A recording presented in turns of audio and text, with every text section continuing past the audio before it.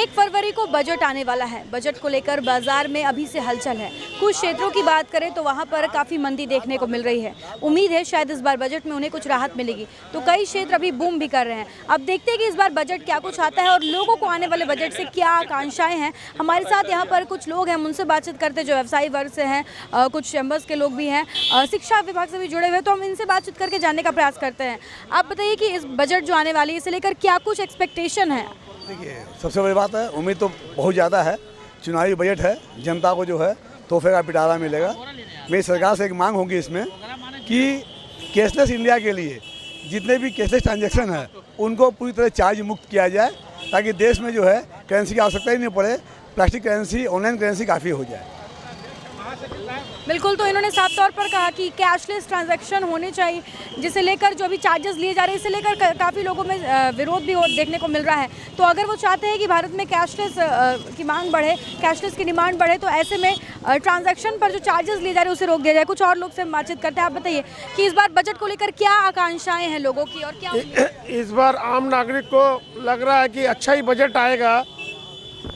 आज भारत के कोई भी नागरिक जो है, कोई एक रिक्शा वाला भी चाहता है कि शादी के अंदर हम एक कम से कम सोने का जो है एक नथिया कम से कम दें। तो खपत बहुत ज़्यादा है भारत के अंदर। तो मुझे लगता है कि एक्साइज ड्यूटी, कस्टम ड्यूटी जो 12.5% है, सरकार उसको घटा के यदि 5% कर दे तो यह बजट बहुत ही अच्छा रहेगा। और सोने का मूल्य अभी चूँकि 60,000 हो गया 50,000 से, तो यह काफ़ी अच्छा रहेगा। 12.5% से 5% हो जाए। इसके साथ साथ आम नागरिकों को जो 2.5 लाख रुपए की अभी छूट मिल रही है उसको बढ़ा के लगभग 5 लाख रुपए करना चाहिए, क्योंकि 2.5 लाख रुपए की छूट जो है बहुत कम अमाउंट होती है। इसके साथ साथ हाउसिंग लोन जो है 2 लाख रुपए की छूट दी गई है, उसको भी बढ़ाना चाहिए।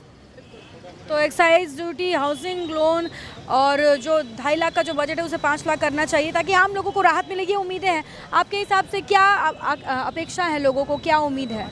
देखिए, ये जो बजट है अपने आप में खास इसीलिए है कि आम बजट के साथ साथ चुनावी बजट भी है। तो ये अपेक्षा की जा रही है कि हमारे जो सबसे अंतिम पंक्ति में जो व्यक्ति बैठे हैं, जो मध्यम वर्गीय, खास करके मध्यम वर्गीय, जो ना ऊपर है ना नीचे हैं, उनको कहीं भी सुविधा नहीं मिल पाता है, उनको ध्यान में रख कर के बजट बनाया जाए। और जिस तरह से महंगाई चरम सीमा पर खाद्यान में है, जिस तरह से सोने पर है, इसमें कहीं ना कहीं महंगाई में कमी लाया जाए, आम जनता तक रोजी रोटी पहुँचे। आटा में इन दिनों आप देख रहे हैं जिस तरह से महंगाई बढ़ी हुई है, 40 रुपये से किलो आटा ऊपर बढ़ चुका है। तो सरकार से अपेक्षा है कि महंगाई में कमी लाई जाए, नीतियों का नीति सिद्धांत को खास कर कोयलांचल की जनता के लिए, धनबाद की जनता के लिए कुछ राहत का काम करे। क्योंकि हम लोग इस झारखंड प्रदेश में खास करके जो रॉयल्टी 40% हम लोग देते हैं, और धनबाद में जिस तरह से कोयला की राजधानी है, हम लोग हमेशा ठगे जाते हैं। आपके चैनल के माध्यम से हम लोग ये उम्मीद करते हैं कि सरकार हम लोग के लिए बजट लाए, आम जनता के लिए बजट लाए, गरीब लोगों के लिए बजट लाए, और खास लोगों के साथ साथ आम लोगों पर ज़्यादा ध्यान दें। खास लोगों के साथ साथ आम लोगों पर ध्यान देना चाहिए। और क्योंकि चुनावी बजट शिक्षा के क्षेत्र से भी है, आप बताइए कि इस बार बजट को लेकर शिक्षा के क्षेत्र में क्या उम्मीद है? क्योंकि लगातार महंगाई बढ़ रही है, फीस में बढ़ोतरी हो रही है, किताबों के दाम बढ़ रहे हैं, यूनिफॉर्म्स में, तो एज अ पेरेंट क्या एक्सपेक्टेशन होती है लोगों को? निश्चित तौर पर जो अभिभावक हैं उन्हें राहत मिलनी चाहिए। डॉक्टर भीमराव अंबेडकर जी ने कहा था, शिक्षा का दूध जो पिएगा वो दहाड़ेगा। निश्चित तौर पर, और सरकार को निश्चित तौर पर इस पर पहल करना चाहिए। और गरीब बच्चों को, बीपीएल की बात करते हैं, बीपीएल कोटा की बात करते हैं स्कूल में, लेकिन सही से एडमिशन नहीं होता। जो हक बच्चों को मिलना चाहिए, गरीब बच्चों को, वो सीट बेच दिया जाता है। इस पे पहल करके सबसे पहले बीपीएल कोटा में बच्चों का जो एडमिशन है सुनिश्चित करना चाहिए, ताकि जो अशिक्षित बच्चे हैं, जो लोअर इनकम ग्रुप से आते हैं, उनको उनका हक मिले। इसके लिए सरकार को सबसे पहले पहल करना चाहिए। किताबों का दाम बढ़ता जा रहा है, उस पर नकेल कसना चाहिए सरकार को, आगे नहीं बढ़े। हर एक साल स्कूल में जो यूनिफॉर्म के नाम पर चेंज कर दिया जाता है, उस पर नकेल कसना चाहिए सरकार को।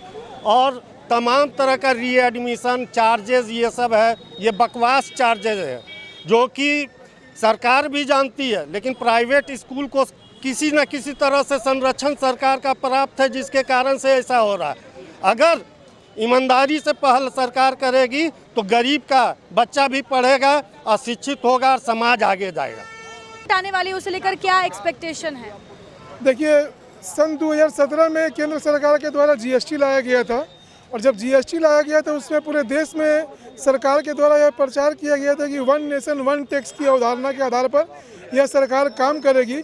लेकिन कहीं न कहीं मुझे लगता है कि केंद्र सरकार और संबंधित राज्य सरकारों के बीच में समन्वय का अभाव है, जिसके चलते प्रत्येक राज्य में, खास करके झारखंड में हम लोग झेल रहे हैं खाद्यान्न के मामले में कभी 2%, कभी 1% बाजार समिति शुल्क लगाने का प्रावधान किया जा रहा है, और लगातार इस संदर्भ में सरकार के द्वारा प्रयास किया जा रहा है। पिछले साल भी झारखंड सरकार के द्वारा 2% कृषि बिल लाया गया था, जिसका विरोध पूरे प्रदेश की जनता और प्रदेश के व्यापारियों ने किया था, इसको स्थगित किया गया।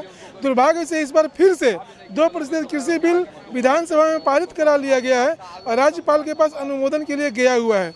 तो मेरा केंद्र सरकार से यह मांग है कि बजट में ही यह प्रावधान कर दिया जाए कि जितना भी टैक्स आपको जीएसटी में लेना है, 12%, 15%, 5% जो भी लेना है, वो एक जगह ले लें।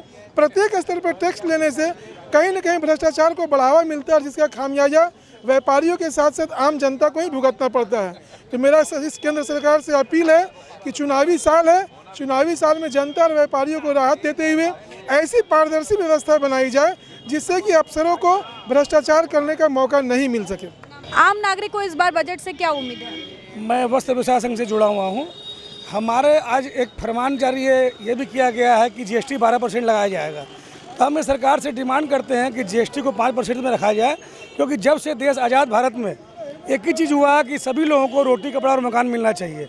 तो हम सरकार से ये मांग करते हैं कि जीएसटी की जो प्रक्रिया है उसको सरल बनाया जाए और कपड़े पर जीएसटी 5% के दर रहना चाहिए। ये हमारी डिमांड है। तो लेकर क्या उम्मीद है इस बार? हम भारत सरकार से चाहेंगे कि जो धनबाद का जो पॉल्यूशन का समस्या है उस पर भारत सरकार कभी भी ध्यान नहीं दे रही है। यहाँ पर इतना पॉल्यूशन है, उसके लिए हम चाहेंगे कि इस पॉल्यूशन को ठीक करने के लिए, जैसे यहाँ पर रोड सब बन रहा है जिसकी वजह से काफ़ी पेड़ कटा है, लेकिन पॉल्यूशन रोकने के लिए कोई उपाय नहीं हुआ है।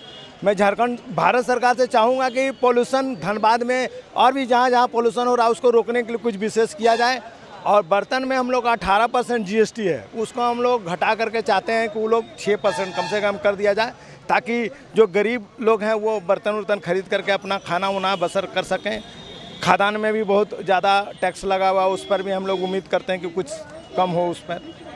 और जीएसटी का जो स्लैब है 2.5 लाख, उसको 5 लाख करना चाहते हैं, इसका जो इनकम टैक्स का। हाँ। तो बिल्कुल आपने देखा कि हमने अलग अलग वर्ग के लोगों से बातचीत की और लोगों को इस बार बजट से काफ़ी उम्मीद है। चुनावी बजट है जो कल आने वाला है, इनकी यही मांग है कि टैक्स को लेकर जो 2.5 लाख है उसे 5 लाख किया जाए। जीएसटी जो कई कपड़ों में अधिक देखने को सुनने को मिल रही है, खाद्यान्न में बढ़ रही है, तो उसे भी कम करके 5% तक किया जाए ताकि पारदर्शिता बनी रहे। और शिक्षा विभाग की अगर हम बात करें तो शिक्षा विभाग में जैसे हर वर्ष स्कूल के किताब बदले जाते हैं, स्कूल यूनिफॉर्म में चेंजेस होता है, इन तमाम चीज़ों पर रोक लगाई जाए ताकि जो पेरेंट्स हैं, जो अभिभावक हैं, उन्हें इस तरह से कोई परेशानियों का सामना ना करना पड़े। और खास करके सबसे खास बात यह है कि बजट को लेकर हर बार मध्य वर्गीय परिवार को काफ़ी उम्मीद रहती है, लेकिन हर बार बजट में हम देख सकते हैं कि जो हाई क्लास के लोग हैं और जो लो क्लास के लोग हैं उन लोगों के लिए कुछ विशेष रहता है, लेकिन मध्यम परिवार को है पूरी तरीके से कहीं ना कहीं इग्नोर किया जाता है। तो इस बार इन लोगों की उम्मीद है कि उन्हें खास करके ध्यान में रखा जाए। अब देखते हैं कि इस बार जो चुनावी बजट आने वाला है इसमें